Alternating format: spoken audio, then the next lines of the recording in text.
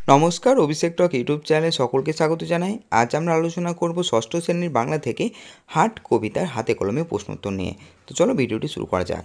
দেখো, প্রথমে আছে একের দাগের একের প্রশ্ন, কোন সাহিত্যিক গোষ্ঠীর সঙ্গে যতীন্দ্রনাথ সেনগুপ্তের ঘনিষ্ঠ সম্পর্ক ছিল? উত্তর হবে কল্লোল গোষ্ঠীর সঙ্গে। এরপরে প্রশ্ন, তার রচিত দুটি কাব্যগ্রন্থের নাম লেখো। উত্তর হবে দুটি কাব্যগ্রন্থের নাম হলো মরীচিকা আর ত্রিজামা। 2 নম্বর প্রশ্ন আছে, নিচের বাক্যগুলি থেকে এমন শব্দ খুঁজে বের করো যার প্রতি শব্দ কবিতার মধ্যে আছে, কবিতার সেই শব্দটি পাশে লেখো। দেখো, আঁধারে সাজে বনের মাঝে উল্লাসে প্রাণ ঢেলেছে। এখানে আধার কী হবে? আঁধারে সাজে এবং সন্ধ্যায়, ঠিক আছে। এরপর আছে আলো আমার আলো ওগো আলো ভুবন ভরা। এখানে আলো মানে হবে দ্বীপ, ঠিক আছে। নেক্সট প্রশ্ন 2 থেকে 3, তুমি আমার সকালবেলার সুর। এখানে সকালবেলার হবে প্রভাতের। এরপর আছে আমার রাত পোহালো শারদ প্রাতে। এখানে রাত থেকে হবে রাত্রি। 2 থেকে 5 প্রশ্ন, দিনের বেলা বাঁশি তোমার বাজিয়েছিলে। এখানে দিবসেতে হবে, আর দিবসেতে থেকে হবে দিনের বেলা। ওকে। 3 নম্বর প্রশ্ন আছে, দেখো, সমচ্চারিত বা প্রায় সমচ্চারিত ভিন্নাত্মক শব্দযুগলের অর্থ পার্থক্য লেখো।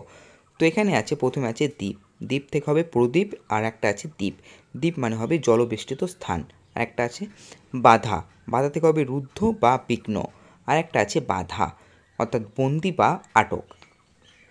নেক্সট আছে, দেখো, দর, দর মানে হচ্ছে দাম বা মূল্য, আর ডয়বেন্দ্র দর মানে হচ্ছে পটু বা চালাক বা কর্মঠ।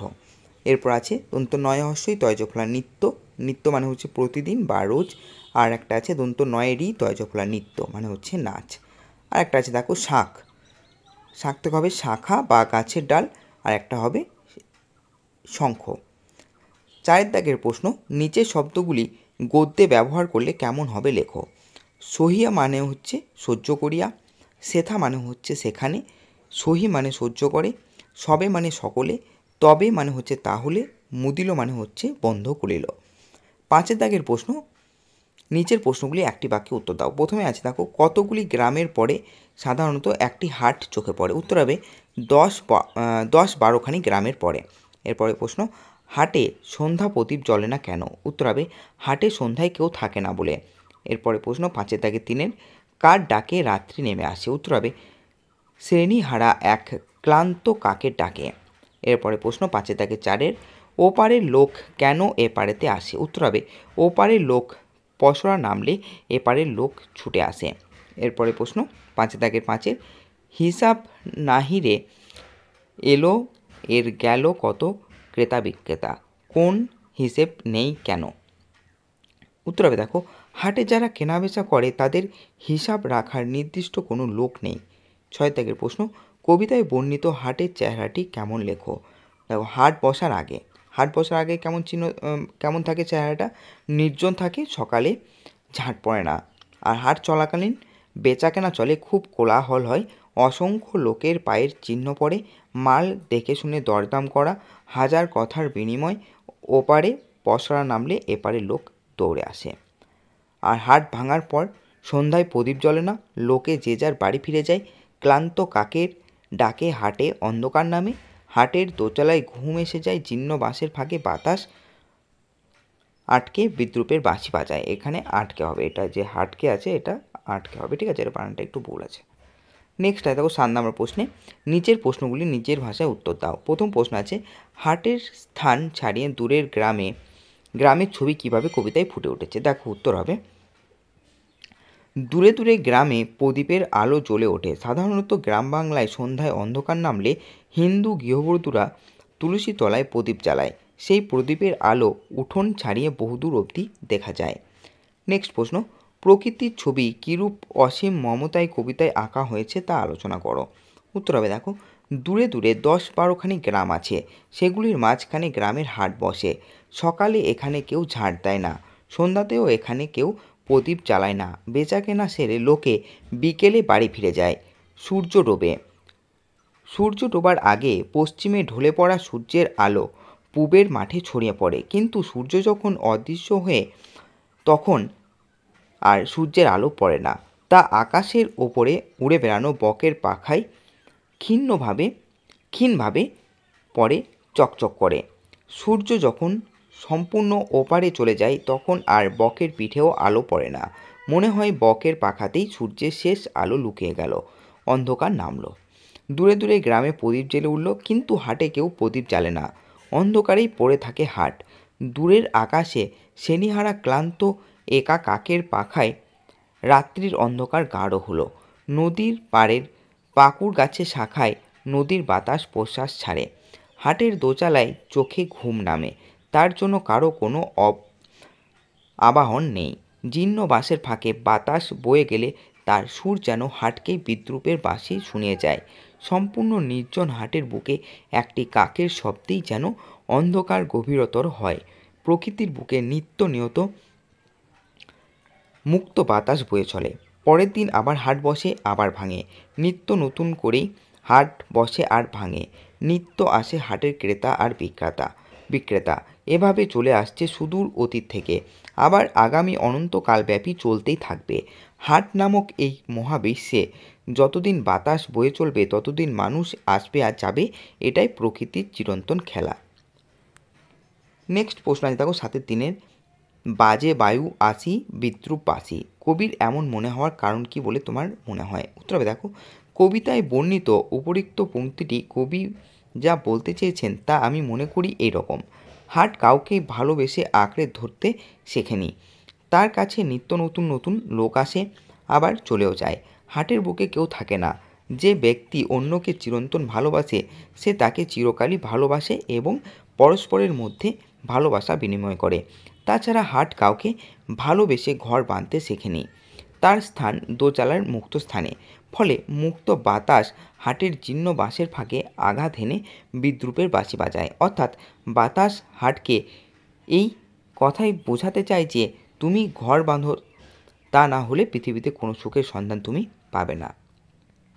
7 দাগে 4 প্রশ্ন, উদার আকাশে মুক্ত বাতাসে চিরকাল একই খেলা, কোন প্রসঙ্গে কবি আলোচ্য পংক্তিটি লিখেছেন?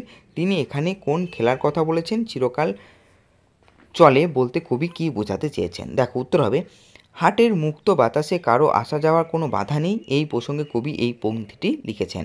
এখানে মানব জীবনের জীবন মৃত্যুর খেলার কথা বলেছেন কবি। চিরকাল বলতে কবি বলতে চেয়েছেন যে পৃথিবীতে যতদিন মানুষ থাকবে ততদিন এভাবে আসা যাওয়া খেলা চলবে। পৃথিবী নামক সুবিশাল হাটে একদল মানুষ বেচাকেনা, দেওয়া নেওয়া, জিনিস নিয়ে টানাটানি হানাহানি করবে। কেউ হাসবে, কেউ কাঁদবে। যে যার ঘরে ফিরে যাবে, আবার একদল মানুষ আসবে, আবার যাবে। নিত্য নতুন চলবে এভাবে পৃথিবীর খেলা। এখন বলেছে দেখো, তোমার দেখা কোনো হাটের বা বাজারের অভিজ্ঞতা জানিয়ে দূরে থাকা এমন কোনো বন্ধুর কাছে একটা চিঠি লেখো। তো তোমরা এখানে কি করবে, নিজেদের অ্যাড্রেসটা লিখবে এবং ডেট দিয়ে দেবে। দেখো আমি লিখেছি, প্রিয় অবিনাশ, আশা করি তুই ভালো আছিস এবং তোর পরিবারের সকলে ভালো আছে। তোর চিঠি আমি 3 দিন আগে পেয়েছি, কিন্তু কি লিখবো ভেবে 2 দিন দেরি হয়ে গেল। আজ আমি তোকে আমার দেখা একটা হাটের অভিজ্ঞতা জানিয়ে এই চিঠি লিখছি। মাস 2 হলো আমার বাবার অফিসের কাজ খুব বেড়েছে, তাই বাবা বেলা 9টার মধ্যে বাড়ি থেকে বেরিয়ে যান। আমি তাই প্রতিদিন আমাদের বাড়ির কাছে সকাল 7টা নাগাদ একটি বাজারে যাই।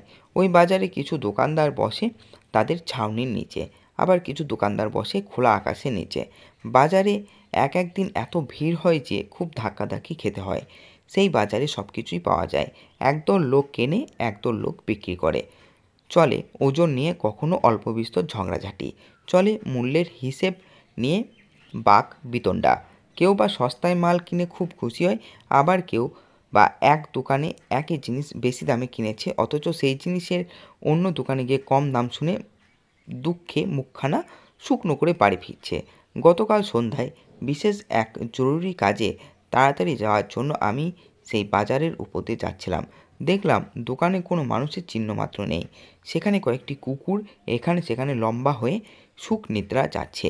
দেখে আমার খুব অবাক লাগলো। ভাবলাম সকালের এই বাজারে দেখেছি ঠেলাঠেলি, ধাক্কাধাক্কি আর অসম্ভব কোলাহল।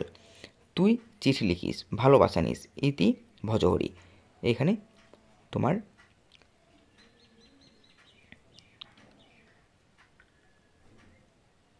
অ্যাড্রেসটা দিয়ে দেবে, ঠিক আছে? এরপরে প্রশ্ন দেখো, তোমার দেখা একটি হাট বা বাজারের ছবি তুমি এঁকে দেখাও। এটা তোমরা নিজেরা করে নেবে। নেক্সট প্রশ্ন দেখো, এখন হাট ও বাজারের মধ্যে কোনো তফাৎ খুঁজে পাও? এই বিষয়ে তোমার মতামত জানিয়ে 5টি বাক্য লেখো। দেখো উত্তর হবে হ্যাঁ, হাট ও বাজারের মধ্যে তফাৎ এখনও আমি দেখতে পাই। আমি থাকি জগদীশপুর নামক এক মফস্বল শহরে। এখানে মফস্বল বানানটা ভুল আছে, ঠিক করে নেবে, ঠিক আছে। সেখানে রোজই একটা বাজার বসে। সেই বাজারে সব কিছুই কেনাবেচা হয়, কেনাবেচা চলে। সেই বাজারে আমরা রোজ সবজি বা মাছ বা তেল, ডাল, চাল, নুন, আটা, ময়দা ইত্যাদি কিনি। এখানে পাশে একটা বিশাল হাট বসে সপ্তাহের 2টি দিন, শনিবার ও মঙ্গলবার। এই 2টি দিনে প্রচুর মালপত্র আসে। দোকানদার সকলে প্রচুর মালপত্র বিক্রি করে যে যার বাড়ি ফিরে যায়। ওই 2টি দিনে ভিড় হয় মারাত্মক। সেখানে বেচাকেনার পরিমাণও প্রচুর। তো এই ছিল আমাদের হাট কবিতার হাতে কলমে প্রশ্ন উত্তর। ভিডিওটি কেমন লাগলো অবশ্যই জানাবে। ভিডিওটি ভালো লেগে থাকলে একটি লাইক এবং চ্যানেলটিকে সাবস্ক্রাইব করতে ভুলবে না। ধন্যবাদ।